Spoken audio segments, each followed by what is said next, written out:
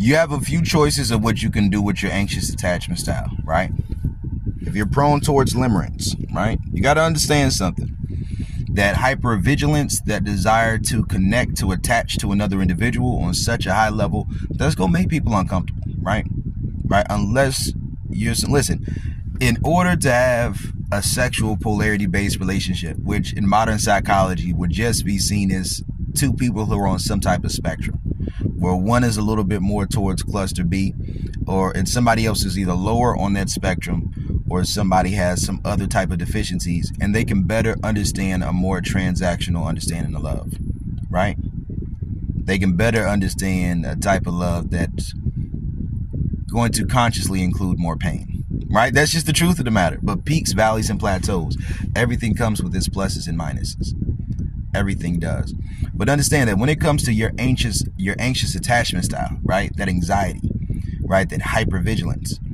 What happens is that once you attach a narrative to this that's based off of something that you observe with your intuition, and this narrative isn't in alignment with some type of system of beliefs that can hold you accountable to a system of beliefs, that you're going to be moving towards a certain point, right?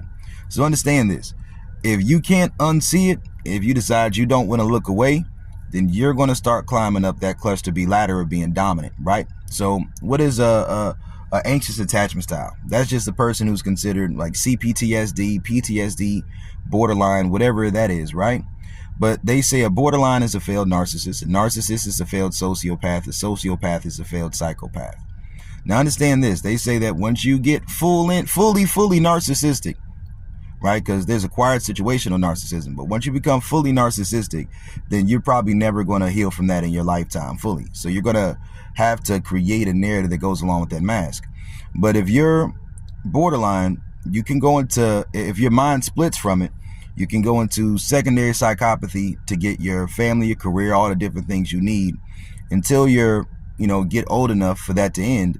And then, you go back to being more pro-social instead of anti-social. But ultimately, these are natural things that people are going to go through, and it's your exposure to it and what you do about it that determines where you are. Find your in-group, right? Just understand the rules of that group so that you're in alignment with it. And if not, then you're going to have to develop your own situation, or you're going to have to develop your own narrative in your mind that makes life worth living, that makes love something worth it to you.